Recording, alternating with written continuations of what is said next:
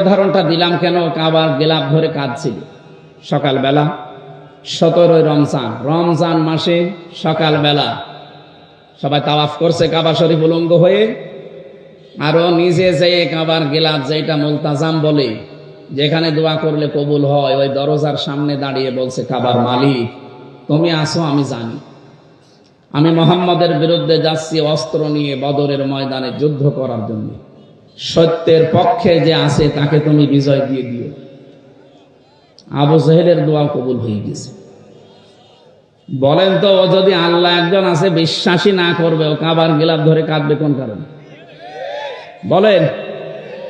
এবার আমার প্রশ্ন, তাহলে আইন পাশ করে কোরআন নিষিদ্ধ করে দিল শুনতে কেন? কারণ ও খুব ভালো করে জানতো, আমি যে ক্ষমতার চেয়ারে বসে আছি দেশের প্রধানমন্ত্রী হয়ে, এটা একটা অবৈধ। ও ঠিক ভালো করে বুঝতো যে আমার চেয়ারের একটা পায়াও ঠিক না, সব নড়বড়ে পায়া। কিন্তু মোহাম্মদ যেটা কোরআন দিয়ে বোঝাতে চাই, যে অধিকারগুলো মানুষের প্রচার করে, যে এই এই অধিকার আমার আছে। আমার ভোট দেওয়ার অধিকার আছে না নেই? বলেন। হুয়া জিতাবাকুম ওয়া মা জাআলা আলাইকুম ফিদ্দীনি মিন হারাজ। সূরা হজের ৭৮ নম্বর আয়াতের মাঝের অংশে আছে, আল্লাহ পাক বলেন, আমি তোমাদেরকে নির্বাচিত করি। নওগাঁবাসী একেবারে বিবেক দিয়ে বলবেন, নির্বাচিত করা হয় যে পদ্ধতির মাধ্যমে, ওইটার নাম নির্বাচন। আমি বেশি বললাম? নির্বাচিত করা হয় যে কোনো বিষয়কে কিসের মাধ্যমে? বলেন বলেন। 15.5 বছর তো নির্বাচনই হয়নি, এটাকে মিথ্যা কথা। অথচ 8-9 দিন দেখতে পাচ্ছি বাইরের বিভিন্ন দেশে শ্রীমপ্রীতি পাওয়ার জন্য মানুষের কাছে মিথ্যা তথ্য ছড়াচ্ছে যে আমি নির্বাচিত ছিলাম, আমাকে নির্বাসন দেওয়া হয়েছে। নির্বাসন আমরা দেয়নি, আপনি নিজে নির্বাসন বেছে নিয়েছেন। আর নির্বাচিত ছিলেন, এটা দাহা মিথ্যা কথা। এই 15.5 বছরে যে নির্বাচন হয়নি, কেউ যে নির্বাচিত ছিল না, এটা যদি ঘোড়া কেউ জিজ্ঞাসা করে, ঘোড়াও হাসবে। কথা বলেন না কেন? বলে এই মিথ্যা কথা আপনি ছড়িয়ে কি পেতে চান? বিশ্বের মডেল কেন, তাম দুনিয়ার 257 রাষ্ট্র এক হয়ে গেলেও বাংলাদেশে এই জালেম আর আসতে পারবে না। কারণ আপনি নির্বাচিত ছিলেন না। এত বড় না মিথ্যা কথা বলেন কেন? নির্বাচনের আগে 154 জন আপনি ঘোষণা দিয়ে দিয়েছেন। কথা বলছেন না কেন? দিনের ভোট আপনি রাতে করে ফেলেছেন। নির্বাচন হইল কবে? আমার এই যে 33 বছর এখন বয়স, 18 বছর থেকে যদি শুরু করিতে 3 বার আমার ভোট দেওয়ার কথা, আমি তো একবারও দিতে পারলাম না। আপনাকে ভোট দিল কে? হয় আপনি নিজে নিজে দিয়ে নিয়েছেন। এক কথা বলছেন না কেন? আমার সাথে এক ওসি ছিল জেলখানা, আমি তো ফাঁসির কন্ডেম ছেলে ছিলাম। একদিন আমার এসে বলছে, হুজুর দেখেন তো আমার তওবার ধরনটা দেখেন তো কিভাবে করলেন। এই যে নির্বাচন গেল, এই নির্বাচন আমি বাইরে ছিলাম। রাত 12টার পর থেকে আমি ভোট কাটা আরম্ভ করলাম, ফজর পর্যন্ত বাক্স ভর্তি করে বিভিন্ন জায়গায় পাঠিয়ে দিলাম। ফজরের নামাজের আগে ওযু করলাম, গোসল করলাম, 2 রাকাত নামাজ পড়ে বললাম, আস্তাগফিরুল্লাহ। আমারই তওবা কি হয়েছে? না, আপনি তো আর আল্লাহর কাছে দোষ করেননি যে আস্তাগফিরুল্লাহ পড়বেন। আপনি দোষ করেছেন হামজার কাছে। কারণ একটা এমপি বানাতে 2.5 থেকে 3 লাখ বা 3.5 লাখ 4 লাখ হামজা লাগে। কথা বলেন না কেন? আমাদের মতো মানুষের রায় নেবেন, ভোট নেবেন, এরপরে আপনি পাস করলে বলবেন আমি এমপি। তা আপনি তো একাই 3.5 লাখ সব শেষ করে ফেললেন। আর এখন আপনি আস্তাগফিরুল্লাহ পড়েন আল্লাহর কাছে। আপনি কি আল্লাহর কাছে দোষ করেছেন? আমার মতো 3.5 লাখ 4 লাখ হামজা যদি আপনাকে বলে, ঠিক আছে যান ওসি সাহেব মাফ করে দিলাম, তাহলে আপনি মাপ পাবেন। 2 নম্বরে ভয়ঙ্কর বিষয়, আপনি যতদিন জেলে আছেন এই কয় বছরের ভেতরে অনেক হামজা মরে গেছে। কথা বলেন না, আপনি তাদের কাছে মাফ চাবেন কি করে? এই জন্য জালেমদেরকে 15.5 বছর টিকিয়ে রাখার জন্য যারা চেষ্টা চালিয়েছে তারাও জালেম।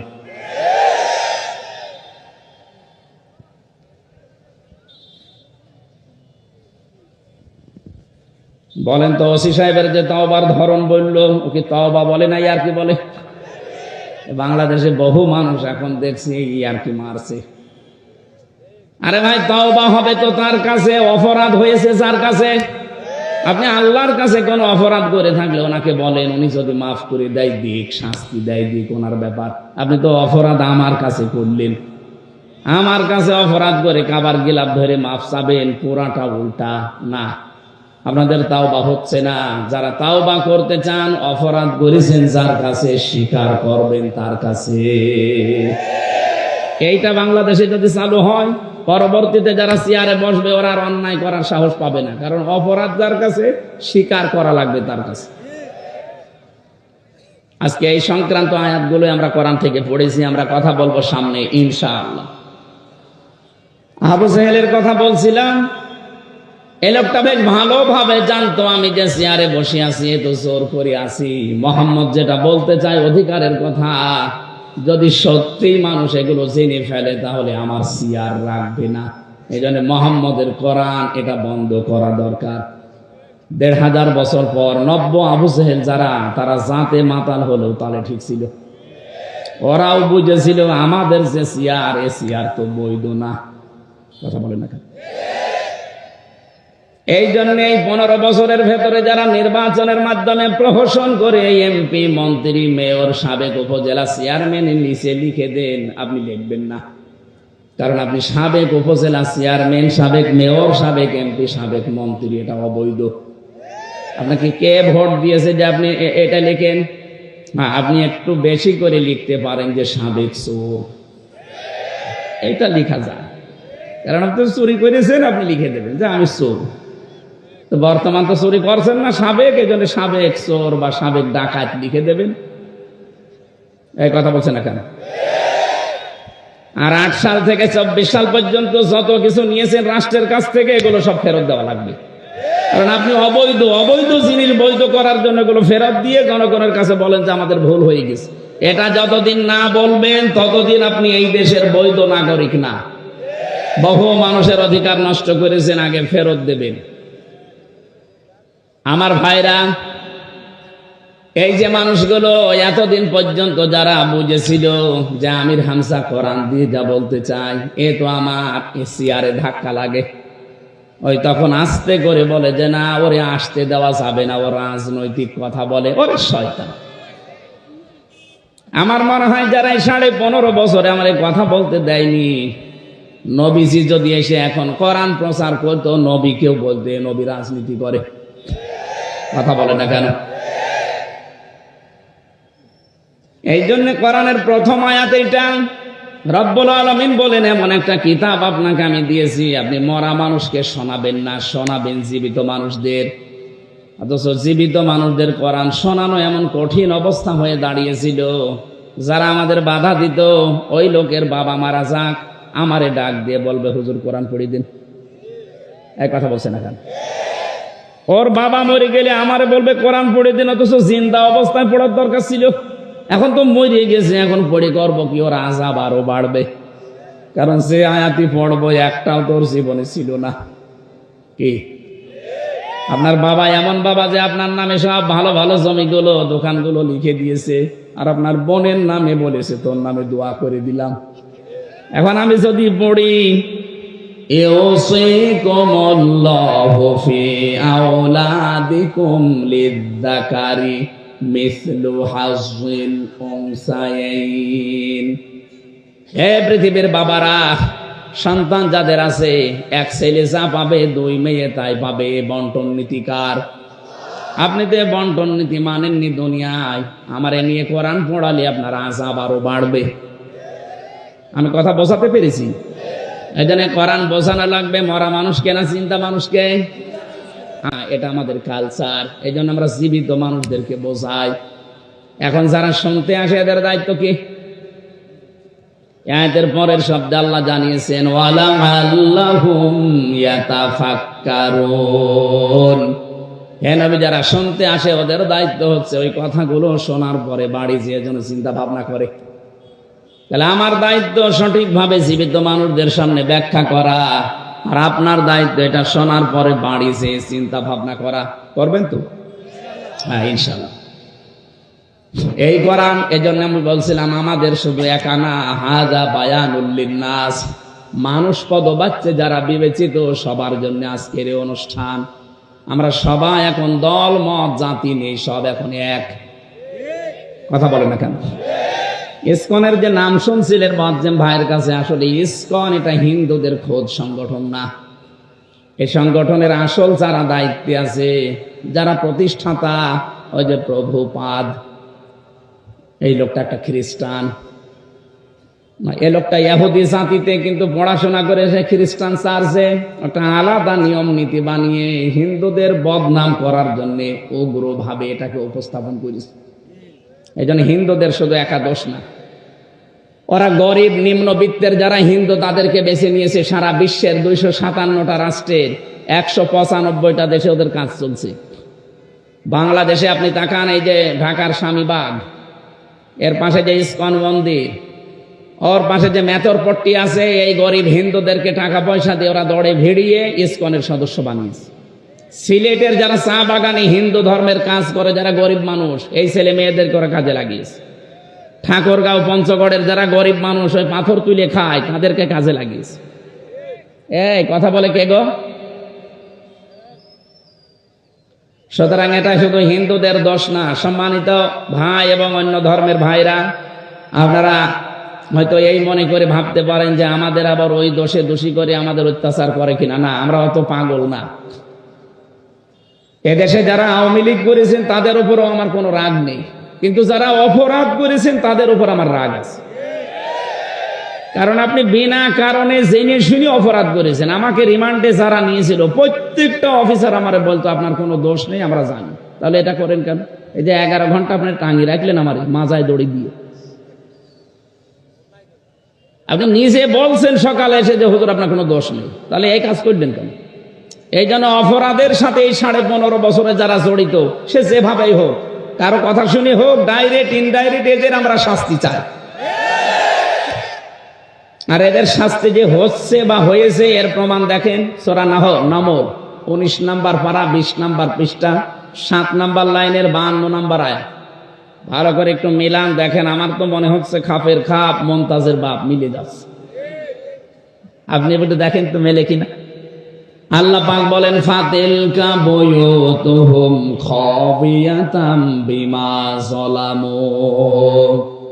এখানে আলেম নেই, ফা দিয়ে আরম্ভ করলেন আল্লাহ বক্তব্যটা। আল্লাহ বলেন ফাতিলকা বুয়ুতুহুম, বাইতুন দেননি, বুয়ুত বহু বচন, এরপরে হুম এটা জমির, এইটাও বহু বচন।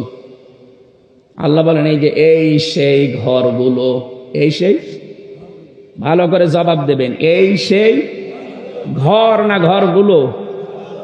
আল্লাহ এক বছর না দিয়ে বহু বছর কেন দিলেন? তার মানে জালেম একজন না, এদেশে জালেম আমার মনে হচ্ছে অনেক আছে। আল্লাহ বলেন এই সেই ঘরগুলো। কাদের ঘর? জালেমদের। কাদের? খাবিয়াতান, জনশূন্য করে দিয়েছি, পরিত্যক্ত বানিয়ে দিয়েছি। বিমা যালামু, তাদের জুলুমের কারণে। এই আয়াতটা যে কত বাস্তব এবং সত্য, এটা 2024-এর 5 আগস্টের বিকাল 5টায় আমি দেখে ফেলি। কুষ্টিয়ায় দেখেন হানিফের বাড়ি, বিকাল 5টা বাজতে বাজতে পায়খানার প্যান পর্যন্ত খুলে নিয়ে চলে গেছে। ইট তো নেই, প্যানও খুলে নিয়ে চলে গেছে। এখন হয়ে গেছে ওটা জাতীয় টয়লেট। মানুষজন যায় আর ওখানে পায়খানা প্রসাব করে। গত 3 দিন আগের পত্রিকা দেখেছেন ঢাকায় যে বাড়িটা, এত দামি বাড়ি, মানুষ অনেকে আবেগে গেছে চুমা খেত, অথচ এখন ওইটা গণ টয়লেট। মানুষ বিভিন্ন জন যাচ্ছে, একবারে 8 জন 10 জন করে বিভিন্ন দিকে ইঞ্জিন দিয়ে প্রসাব করছে। আপনি পেপারে দেখলেন। কাবা শরীফ তাওয়াফ করছিলাম একবার 16 সালে, 7 চক্কর দিলাম, বেশ ভালোই লাগছিল। হঠাৎ উপরে গেলাম, যে দেখি পেটে ব্যথা করছে। পুলিশকে ডাক দিয়ে বললাম, ইয়া সাদেক তাল, এদিকে আসেন। কি এতক্ষণ তো ভালোই লাগছিল, হঠাৎ আমার পেটে ব্যথা করছে, এখানে ফার্মেসি কোথায়? পুলিশ আমারে বলে, ইয়া হাজি ওল হুজ্জাত আইনা বিলাদুকা, ও হাজি দেশ কোথায়? জি তুমিন বাংলাদেশ, বাংলাদেশ থেকে এসেছি। ওর ভাষা দিয়ে আমারে বলছে, হাজি আপনি জানেন না এটা কোন জায়গা? না তো। আবু জহেলের বাড়ি। আপনি এখনো পায়খানা না করে দাঁড়িয়ে আছেন, তাড়াতাড়ি করেন। পায়খানা করে দেখে আমার পেটের ব্যথা ভালো হয়ে গেছে।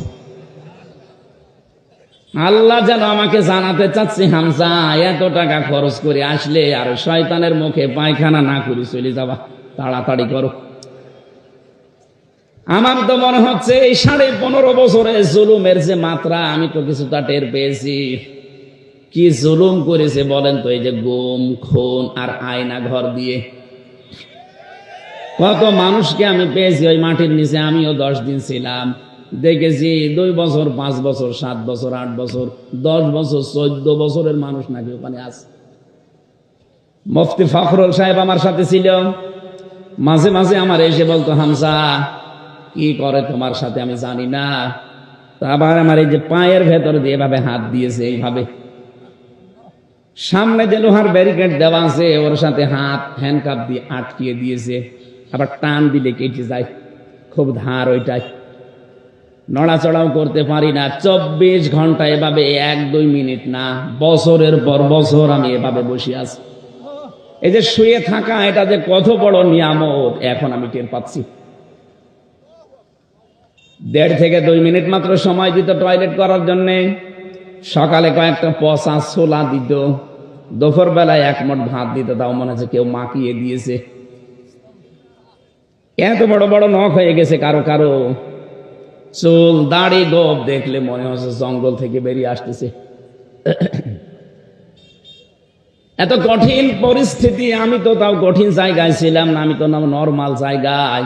শুনেছি এর চাইতেও ভয়ঙ্কর জায়গা ওর ভেতরে আরো আছে, বিশাল সুড়ঙ্গ করে, তাও এটা ডিবি অফিসে। আর যেটা মিলিটারিরা চালায়, যেটা আর্মিরা, ওটা আরো কঠিন। ওখানে কেউ 8 বছর 10 বছর 14 বছর পড়ে আছে, কেউ দুনিয়ায় জানেই না।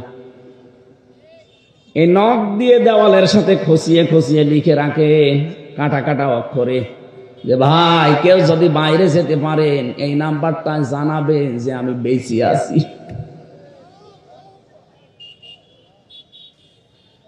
এই জুলুম যারা করেছিলেন এই 15 বছর 15.5 বছর ধরে, আপনি বলেন তো কোথায় পৌঁছিয়েছিলেন? এখনো পর্যন্ত অনেক জালেম দেখছি, জালেমদের সাফাই গা যে কি করেছে যে তার পালিয়ে যাওয়া লাগলো। শয়তান, তোমার সাথে তো হয়নি, তুমি টের পাচ্ছ না। তোমার বাবার সাথে যদি এটা হয়তো তুমি টের পাচ্ছ। কত মানুষ 15 বছর ঘরে থাকতে পারে নাই, গাছতলায় বাঁশতলায় ধানের খেতে আখের খেতে সময় কাটিয়েছে। এক কথা বলছেন না কেন? কিচ্ছু জানে না, ভালো মানুষ ঘরে ঘুমিয়ে আছে, ঘুম থেকে উঠে দেখছে হাজত খানায়। কি গো, তুই গাছ কেটেছিস কখন? স্বপ্নে। আমি তো বানিয়ে বললাম, এটা হয়নি। নিজেই ধরিয়ে দেয়, নিজেই ছাড়িয়ে দেয়, মাঝখান থেকে 1-2 লাখ টাকা আল্লাহর রাস্তায় নিয়ে নেয়। কি চলছিল বলেন তো? আমাকে ধরার পরে বলছে 10 লাখ টাকা দেন, নাই তো 50টা মামলা দেব। কেন? মামলা কি বানাবেন? সব বানানো আছে, শুধু নাম লিখে দেব। কি দেশে বাস করতাম আপনি টের পাচ্ছেন? এই ছিল নাকি আইনের শাসক? এই জুলুমের সাথে যারা জড়িত তাদেরকে বলছি, আল্লাহ যেন তাদের ঘরগুলো বাড়িগুলো আজ পরিত্যক্ত করে দিয়েছে তাদের এই জুলুমের কারণে। আল্লাহ এজন্য বাইতুন দেয়নি, বয়ুত দিয়েছেন। সারা বাংলাদেশের 630টা থানা আছে, আমি কম বেশি 600-র উপরে থানা ঘোরা হয়ে গেছে। সব জায়গায় দেখছি এই 3 মাসে প্রায় একই অবস্থা। কুষ্টিয়ার হানিফের বাড়ি তো নিজে বললাম, কয়েকদিন আগে দিনাজপুরে গিয়েছিলাম, কি দাপট ছিল তার বাড়ি পর্যন্ত এখন পায়খানা হয়ে গেছে। ভূত জিনও যায় না, ভয় না গেলে আবার প্রসাব করে কিনা। আমার মনে হচ্ছে কাবার চত্বরে আবু জেহেলের বাড়ি যেখানে, ওখানে যেমন আমার পেটের ব্যথা ভালো হয়ে গেছে, এদেশে অনেকের এখন দেখছি পেটে ব্যথা হচ্ছে, এই জন্য ওখানে যে জালেমদের বাড়িতে টয়লেট করছে। তাহলে এখানে আমাদের শিক্ষা কি? এর পরের শব্দে আল্লাহ এটা দিয়েছেন, ইন্না ফি যালিকা লায়াতাল লিকাউমিন ইয়ালামুন। রাব্বুল আলামিন বলেন এখানে লামে তাকিদ আছে, যারা আরবি জানে তাদেরকে জিজ্ঞাসা করেন কত কঠিন শব্দ এটা। ইন্না ফি যালিকা লাআয়াতান, অবশ্যই এর ভেতরে শিক্ষা আছে, নিদর্শন আছে। কাদের জন্য? লিকাউমি ইয়ালামুন, যারা জ্ঞানী মানুষ। তাহলে আমাদের এখান থেকে নেওয়া লাগবে আজকে, আগামীতে যারা যাবে তারা যেন জালেম না হয়। যদি জালেম হয় তাদের বাড়ি ঘরও কিন্তু এরকম ওজাড় গৃহ হয়ে যাবে। এই জন্য যারা যাবেন আমরা নিষেধ করছি না, যে যাবেন যান, কিন্তু জুলুম করবেন না। জালেমদের 15 বছরের শিকড় যদি আল্লাহ কেটে দিতে পারে, আপনি তো এখনো জানিনি, এখনই অনেকে জুলুম আরম্ভ করেছে। 5 তারিখের পর থেকে দেখতে পাচ্ছি অনেকে এখনো বিভিন্ন জিনিসে হাত মারছে। কেউ বাজারে, কেউ নৌকা ঘাটে, কেউ গরুর হাটে। এক কথা বলছেন, কেউ চাঁদাবাজি আরম্ভ করে দিয়েছেন, এখনো থালা পাননি হাতে, পেলে কি করবেন? এজন্য সাবধান, ওরা অত্যাচার করেছে, ওরা এই জন্য জালেম। আপনিও যদি শুরু করেন, আপনিও তো জালেম। তো ওদের ভেতর আর আপনার ভেতরে পার্থক্য কি? যেন এমন আচরণ, এমন চরিত্র তৈরি করা লাগবে যেন ওদের সাথে না মেলে। কারণ মান তাশাব্বাহা বিকওমিন ফাহুয়া মিনহুম, যার সাথে আপনার চরিত্র মেলবে কিয়ামতে তার সাথে উঠবেন। 15.5 বছরে জুলুম করে, চুরি করে, টাকা পয়সা পাচার করে ওরা যে অপরাধ করেছে, আপনিও যদি ওইটা করেন, কিয়ামতে ওর সাথে উঠলে আপনার আর কি উঠতে চান ওদের সাথে? আপনি কি দরবেশ সালমান রহমানের সাথে উঠতে চান? কি নমো, দাড়ি কেটে নমো হয়ে গেছে, পৃথিবীর ইতিহাস পাল্টিয়ে ফেলেছে লোকটা। 7টা ব্যাংক থেকে 36,000 কোটি টাকাও মারিং কাটিং করেছে। ইসলামী ব্যাংকটা ধ্বংস করে দিয়েছে এস আলমের মাধ্যমে। 75,000 কোটি টাকা এখান থেকে সরিয়েছে। নিজে একটা ব্যাংক বানাতে পারেন না, মানুষের টাকা পয়সা দিয়ে তৈরি করা, সেইটা নিয়ে পোদ্দারি করেন আপনি। মানুষ এটা জানোয়ার বললেও জানোয়ারের মনে হয় বিবেকাবাদ দেয়, আমার জানোয়ার বলেন। জালেমরা পৃথিবীতে আল্লাহর সৃষ্টি জগতে নিকৃষ্ট। ইন্না শাররাদ দাওয়াবি ইনদাল্লাহিস সুম্মুল বুকুমুল্লাযীনা লা ইয়াকিলুন। সূরা আনফাল 9 নম্বর পারা 18 নম্বর পৃষ্ঠার এটা 11 নম্বর লাইনের 22 নম্বর আয়াত। এটা তাফসীরে ইবনে কাসিরে আছে। আল্লাহ পাক বলেন পৃথিবীতে সব চাইতে ঘৃণিত আমার কাছে সৃষ্টি জগতে ওই লোকটা যে তার বিবেককে কাজে লাগায় না। আরে 15.5 বছরে যাই হয়েছে, বিবেক কাজে লাগেনি। বিবেক কাজে লাগলে একটা আলেমকে এভাবে 11 ঘন্টা টাঙিয়ে রাখতে পারে? বলেন।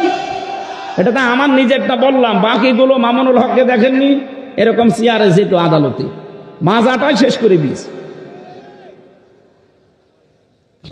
মুফতি ফখরুল ভাই আমার মনে হয় আর সারা জীবনে এভাবে কাটছাঁট হয়ে উঠতে পারবে না।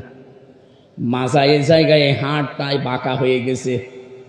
ইমাম মালিকের জীবনী পড়েছিলাম, ওনার হাত বেঁধে রেখেছিল 41 দিন একাধারে, শুধু টয়লেট আর খাবারের সময় খুলে দিত। এই জন্য ওনার হাত এই হাড় থেকে ডিসকানেক্ট হয়ে গিয়েছিল। বহু আলেমের ওখানে আমি দেখেছি যারা আজ 22 বছর, যারা আজ 14 বছর, যারা আজ 10 বছর 12 বছর পড়ে আছে। এত কষ্ট ভেতরে আলেমদেরকে ওরা দিয়েছে। আমি তো হালকা পেয়েছি, আমার চাইতে আরো বেশি পেয়েছে অনেকে। তাদের শরীরে যে বিভিন্ন জিনিস নড়বড়ে হয়ে গেছে। এই জুলুমগুলো যারা করেছিলেন, এখন যদি কেউ সামনে এরকম করার চিন্তা ভাবনা করেন, এদের এত বড় শিকড় যদি আল্লাহ কেটে দিতে পারে, আপনি তো কিছুই না। কথা বলেন না কেন? ওদের শিকড় কত নিচে ছিল দেখেছেন? দারোয়ান থেকে শুরু করে একেবারে সংসদ পর্যন্ত সব ওদের সাজানো লোক। এক কথা বলছেন না কেন? সব ওদের সাজানো, সব ওদের বানানো, এরপরও টিকতে পারলো না। আর আপনার তো এখন সাজানো কিছুই হয়নি, আন্দাজে মুখ জোর করছেন। এই জন্য চরিত্র ঠিক করবেন। ওদের মতো চাঁদাবাজি যদি করেন, আপনার বাড়িও টয়লেট হবে। কথা বুঝতেছেন? ওদের মতো মিথ্যা মামলা যদি দেন, আপনার বাড়িও এরকম পরিত্যক্ত হয়ে যাবে। গতকালকে কুমিল্লাতে একটা সমাবেশ ছিল। সর্বশেষ যিনি বক্তব্য দিলেন আমি দেখলাম আজকে পেপারে, সর্বশেষ বক্তব্য দিয়েছেন যিনি আমিরে জামাত। এরপরে যিনি সভাপতি ঘোষণা দিলেন মাইকে, যে আজকের এই অনুষ্ঠানে 8টা মোবাইল আর একটা টাকা ভর্তি মানি ব্যাগ পাওয়া গেছে, যার হয় সে প্রমাণ দিয়ে নিয়ে যান। এ পৃথিবীর ইতিহাসে এইটাই মনে হয় প্রথম।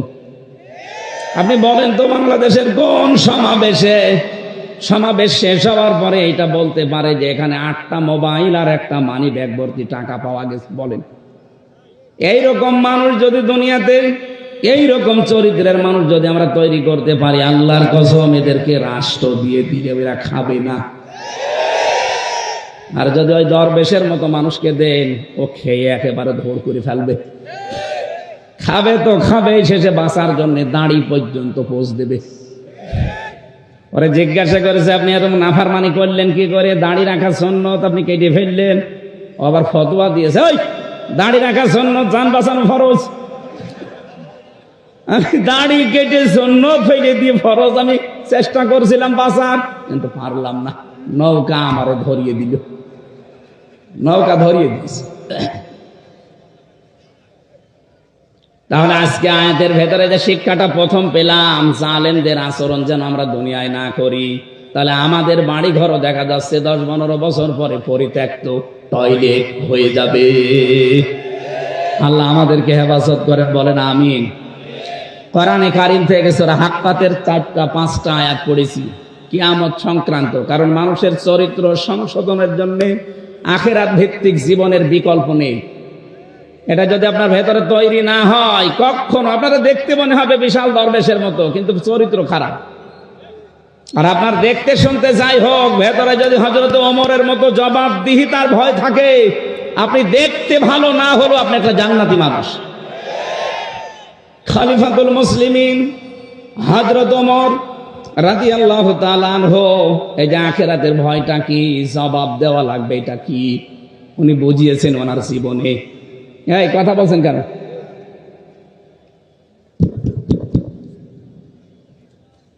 ছেলেটা ছেলে তার আব্দুল্লাহ নাম, ভর্তি করলেন মাদ্রাসায়। হযরতে আলী ওই সময় দেশের প্রধান বিচারপতি, তিনিও ছেলে দিলেন মক্তব মাদ্রাসায়। হযরতে হোসাইন টেবিল থেকে কলম ফেলে দিয়ে বারবার বলছে, হোসাইন এই তুলে দাও, তুলে দাও। 3বার তুলে দিলেন। প্রেসিডেন্টের ছেলে তো, উনি রেগে গেছে, বলছে হোসাইন বারবার কলম ফেলে দাও আর আমারে তুলতে বলো, আমি কি চাকর তোমার খাদেম নাকি? হযরত হোসাইন বললেন, আব্দুল্লাহ তুমি শুধু খাদেম না, খাদেমের বাচ্চা খাদেম।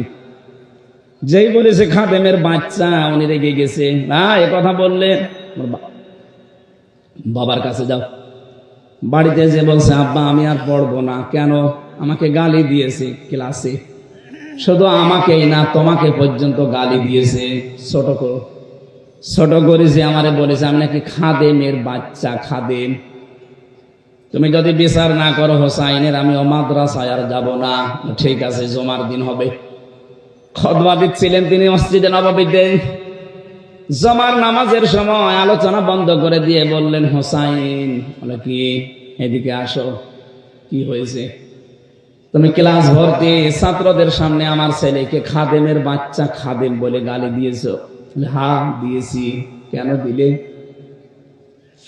ইমাম হোসাইন বলে, খলিফা বুকে হাত দিয়ে বলেন তো, আপনি কি আমার নানার খাদেম ছিলেন না? হযরত হোসাইনের কথা শোনার পর হযরতে ওমরের বাকরুদ্ধ হয়ে গেছে, আর কথা বলতে পারে না। তাই তো এইভাবে ভাবি না। তুমি যেটা বললে এটা কি লিখে দিতে পারবা? নিয়ে আসেন কাগজ কলম, নিয়ে আসেন। খেজুরের পাতা নিয়ে এসেছে, লিখে দিলেন, ওমর আমার নানার খাদেম ছিল, আমি দেখেছি। ইতি হোসাইন ইবনে আলী, সই করে দিলাম, যান। কাগজটা হাতে নিয়ে হযরতে ওমর চমা খেলেন, ডাক দিয়ে বলেন, নবীর সাহাবীরা, বিচার হয়ে গেছে।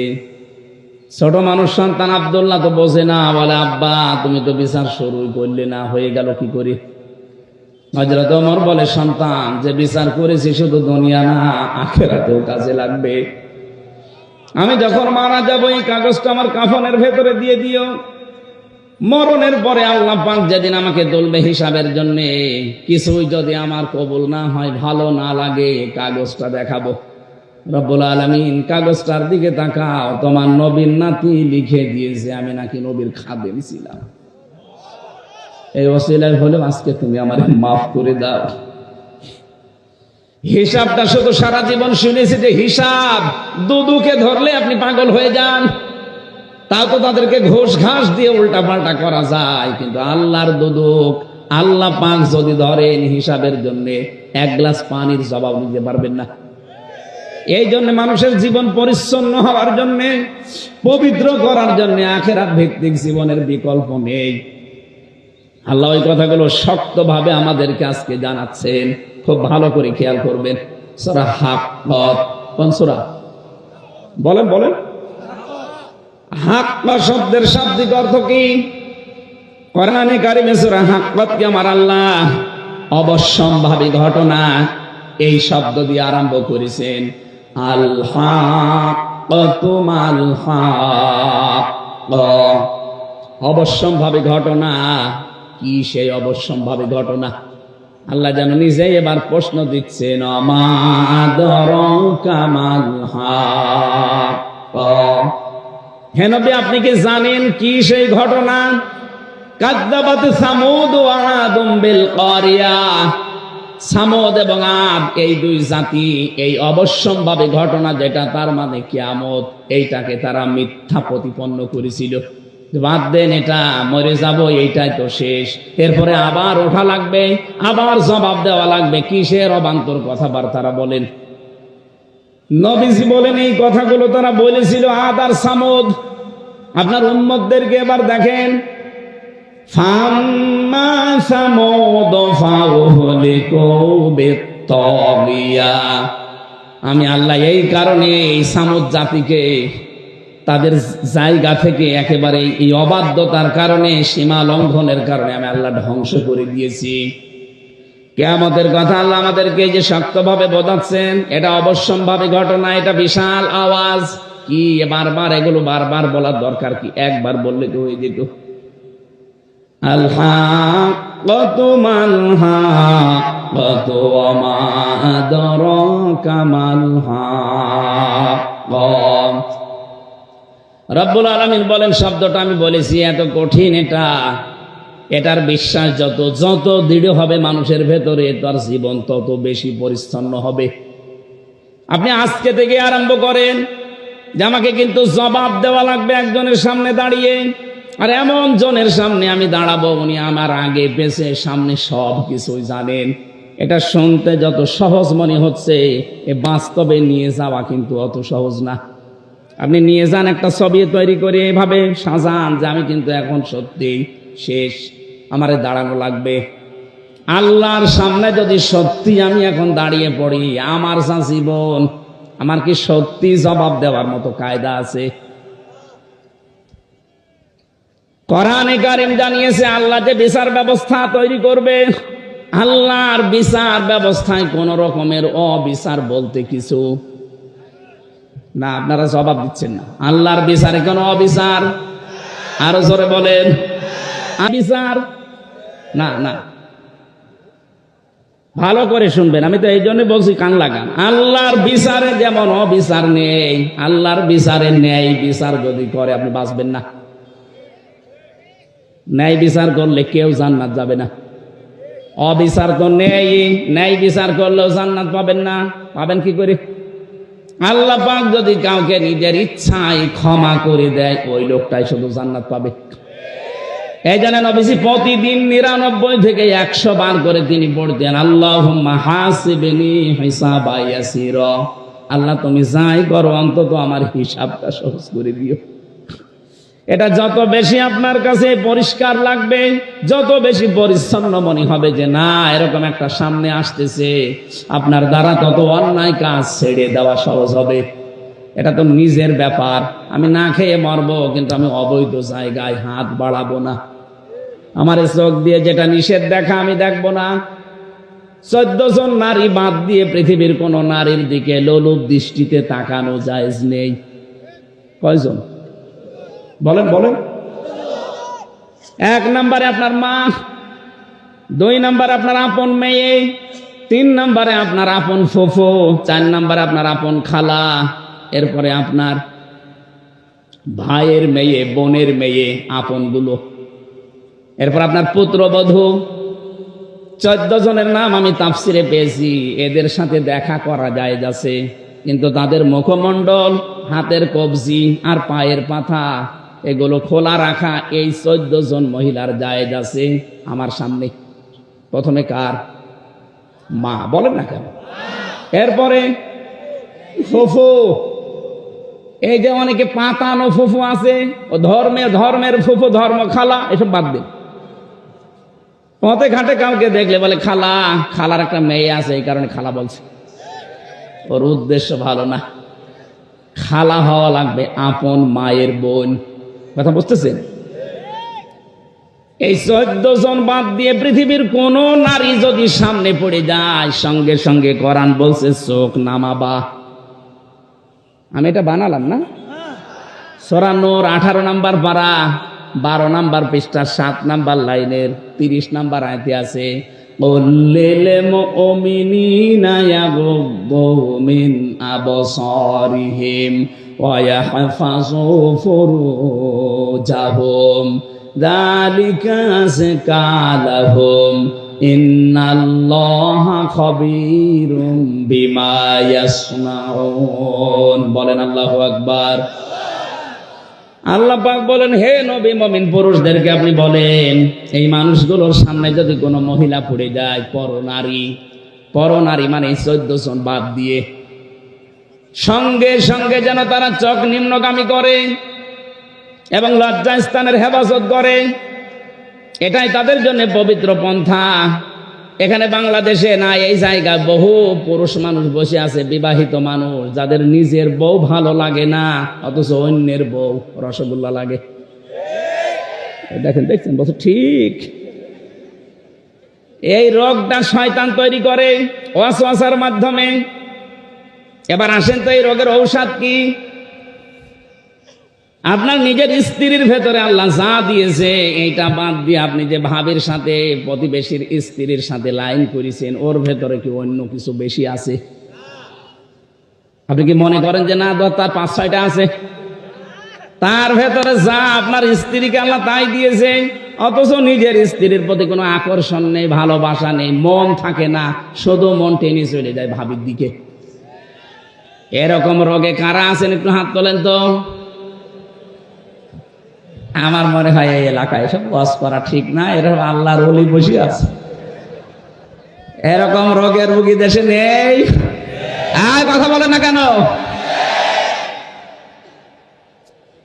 মেয়েরা যারা এসেছেন শুধু নামাজ পড়া, রোজা রাখা, কালো বোরকা পরায় কিন্তু ইবাদত না। ওয়াইদা গাবা আনহা হাফিজাতুহু, স্বামী যখন বাইরে যাবে তখন নিজের ইজ্জত, সম্ভ্রম, স্বামীর সন্তান, স্বামীর মাল সম্পদ, এগুলো আপনাকে হেফাজত করে রাখা লাগবে। কিন্তু অনেক মহিলা আজ ব্যর্থ, স্বামী বাইরে চলে গেলেও মনে হয় দিন পায়। পাশের বাড়ির দেওয়ার নিয়ে শুনে আর আমি গল্প করছে, অথচ এমন জনকে মোবাইলে কথা বলছে যার সাথে মোবাইলে ওর জন্য কথা বলা জায়েজ না। কথা বলে না কেন? একটা ভুল কাজে আছে অনেকেই। হ্যাঁ, কোনো অবিবাহিত মেয়ে লোককে যদি ভালো লাগে, প্রস্তাব দিয়ে সমর্থ থাকলে বিয়ে করে ফেলেন। কিন্তু বিবাহিত কোনো মহিলার সাথে যদি আপনি ভুল করে আর জেনে শুনেও যদি লাইন করে থাকেন, জীবনেও তো সেই স্বামী ছেড়ে না দিলে বিয়ে করতে পারবেন না। কথা বলছেন না কেন? আপনি বিয়েও কোনোদিন করতে পারবেন না, আবার সারা জীবন তাকে না পেয়ে কষ্টের ভেতরে মরবেন। এই জন্য যারা বিবাহিত কোনো মহিলার সাথে লাইন করেছেন, এই মুহূর্তে তওবা করেন। তওবা করবেন কিনা বলেন? কারা কারা করবেন হাত তোলেন তো। এরা কি লাইনে আছে? এই দাড়িওয়ালা, কিসের লাইন কর তুমি? হ্যাঁ, তওবা করলে ঠিক আছে, কাজ না করে তওবা করবা কেন? কাজ করো, ওই সমস্ত কাজ করো, ঠিক আছে। হ্যাঁ, এদিকে তাকান। ওর যে চেহারা, ওর সাথে লাইন করবে কে? আপনার সাথে লাইন করা মানুষ এদেশে নেই। হ্যাঁ, ঠিক আছে, বাঁচে গিয়েছে, আল্লাহ ওরে হেফাজত করিস। ওর সাইজেও ছোট, আবার চেহারাও আল্লাহ বানিয়েছে ওইরকম, ওর দিকে কেউ তাকাবেও না, ওর অসুবিধা নেই। কিন্তু যাদের চেহারা একটু ভালো, ওরা তো দিশা পায় না করবে কি, মনে করে আমার পেছনে তো মানুষ ঘরে, আলহামদুলিল্লাহ। তাহলে এই রোগ থেকে যাদের নিজের স্ত্রী আজ ভালো লাগছে না, আকর্ষণ তৈরি হয় না, অন্যেরটা দেখলেই ভালো লাগে, এটা রোগ। এ রোগ শয়তান তৈরি করে দেয় ওয়াসওয়াসার মাধ্যমে। এটা থেকে বাঁচতে হলে কয়েকটা পদ্ধতি আছে, নাকি এই ওষুধ বলার দরকার নেই? এ জেলায় আপনারা হাত তুললেন না যে এই জেলায় তো পাচ্ছি না, বলে কি করবো? রেকর্ড হচ্ছে তো, অন্য জেলায় যাক, তারা যেন মানে। এক নম্বরে, বড় নারী দেখলেই মন চাইলেও আপনাকে চোখ নিম্নগামী করা লাগবে, এটা আল্লাহর নির্দেশ। আল্লাহ ভালোভাবে জানে যে আপনার দুর্বলতা কোন জায়গায়। মন চাওয়ার পরেও যদি আপনি না তাকান, একটা অনির্বচন সুখ আল্লাহ আপনাকে দান করবে। কি বললাম শব্দটা? অনির্বচন সুখ, বাংলা শব্দ এটা। এটা কেমনে তৈরি হয়? এই যে বাচ্চারা, পাখির বাচ্চা দেখবেন, মুরগির বাচ্চা, সিল যখন শো মারতে আসে তখন মা পাখিটা পর এভাবে বিছিয়ে ডাউন করে দেয়। কি কথা বলেন না কেন? দেখবেন একটার সাথে একটা পর লেগে যায়, মোলায়েম সফট কমল হয়ে যায়। এটা শুধু লেগে যায় না, এভাবে ডাউন করার পরে ফল করে দেয়। আল্লাহ কোরআনে কারিমে উদাহরণটা সূরা বানী ইসরাঈলের 23 নম্বর আয়াতে দিয়েছেন, ওয়াখফিজ লাহুমা জানাহাদ-দুল্লি মিনার রাহমা। হে দুনিয়ার মানুষ, যারা সন্তান হয়ে গেছো তারা তোমার মা বাবার কাছে এভাবে হাতটা বিছিয়ে দাও। এখানে আল্লাহ যদিও জানাহন দিয়েছেন, ডানা। আমাদের পৃথিবীতে কোনো মানুষের ডানা হয় না, হয়? আমাদের হয় হাত। হাতের আরবি শব্দ ডানা না, হাতের আরবি শব্দ জানাহন না, হাতের আরবি শব্দ ইয়াদুন, আদুদা, আইন দোয়া দাল। আল্লাহ আদুদাও দেয়নি, ইয়াদুনও দেয়নি, দিয়েছে জানাহন। কেন? আমাদের তো ডানা নেই, ডানা হয় পাখির। কার? পাখির ডানা হাওলাত করে আল্লাহ আমাদের লাগিয়ে দিলেন কেন? কারণ পাখির যে ডানা, এর ভেতরে নরম কিছু পাওয়া যায়। এই যে পরগুলো পাবেন, পালক, এত সফট, এত কোমল, এত মোলায়েম, একটার সাথে আর একটা লাগবে। এর নিচে যখন বাচ্চারা আশ্রয় নেবে, এই পলকের নিচে দেখবেন ছোট ছোট কুয়াগুলো আছে, এত নরম। এটা একটার সাথে আর একটা লাগার কারণে নিচ দিয়ে যেগুলো ঝরে যায়, ওই বাচ্চাগুলো নিচে যাওয়ার পরে ওদের মাথায়, ওদের চোখে, বিভিন্ন জায়গায় যখন লাগে, একটা আলাদা শান্তি। ওই সময় তারা কিচির মিচির করে। ওইটার বাংলা শব্দ হচ্ছে অনির্বচন সুখ। আল্লাহ এখানে বোঝাতে চেয়েছেন, ও হামজা, দুনিয়ায় তোমার মা বাবা যতদিন বেঁচে আছে, তোমার হাতটা খরচের হাত বলো, সেবার হাত বলো, এমন কায়দায় মা বাবার সামনে বিছিয়ে ধরবা, অন্তত তারা যেন মনে করে আমার হামজা থাকতে আমাদের আর কোনো চিন্তা নেই। বলেন সুবহানাল্লাহ। নওগাঁবাসী বিবেক দিয়ে বলেন তো, আমাদের মা বাবা কি আমাদের উপরে ভরসা করতে পারছে? না। আজ অধিকাংশ মা বাবা সন্তানের উপরে ভরসা করতে পারে না। মনে করে সন্তান বিয়ে দিলে আমাকে পর করে দেবে, হয় আমাকে আলাদা করে দেবে, নাই বৃদ্ধাশ্রমে দিয়ে দেবে। কথা বলে না কেন? এটা মনে করার কারণ হচ্ছে, আজ অধিকাংশ পরিবারের সন্তানও কিন্তু চায় না যে মা বাবাকে আমি আলাদা করে দেই, বৃদ্ধাশ্রমে রেখে আসি, বাড়ি থেকে তাড়িয়ে দেই না। কোনো সন্তান দুনিয়া এটা চায় না, কিন্তু বাধ্য হয় বোর কারণে। আজকে বলেন, সম্মানিত মা বোন যারা এসেছেন, এই জন্য বলছে শুধু নামাজ পড়া, রোজা রাখা, গালো বোরকা পরা ইবাদত না। আপনি স্বামীর মা বাবাকে নিজের মা বাবার মতো আচরণ করবেন, এইটাও ইবাদত।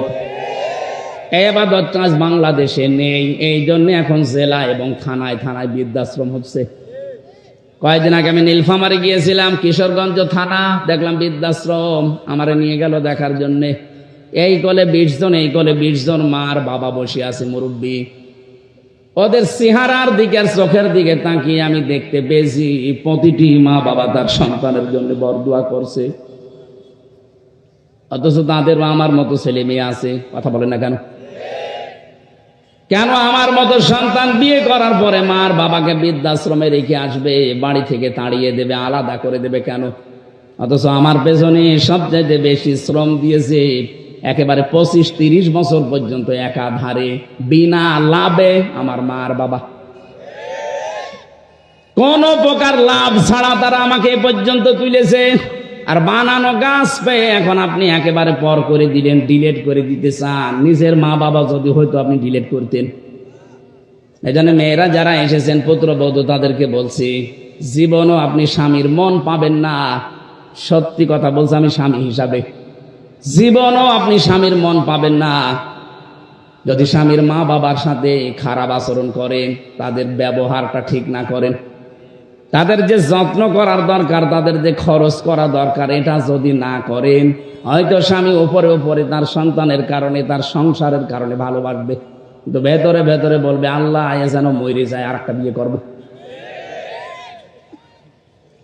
হাদিস নবীজি বলেন, কোন স্ত্রী যদি চায় আমার স্বামী বেশি দিন বেঁচে থাক, আমার স্বামীর হায়াত বেড়ে যাক, তার সন্তান, তার সম্মান, তার প্রভাব প্রতিপত্তি, অর্থনীতি এগুলো আরো বেড়ে যাক, নবীজি বলেন ওই স্ত্রী যেন বারবার তাকিদ দেয়, স্বামী তুমি যাই করো রক্তের সম্পর্কগুলো ঠিক রাখো। আমার সাথে সবচাইতে বেশি রক্তের সম্পর্ক আমার মা বাবার, আমার বোনের, আমার ভাইয়ের, আমার চাচার, আমার ফুফুর। এই কথা বলছেন না কেন?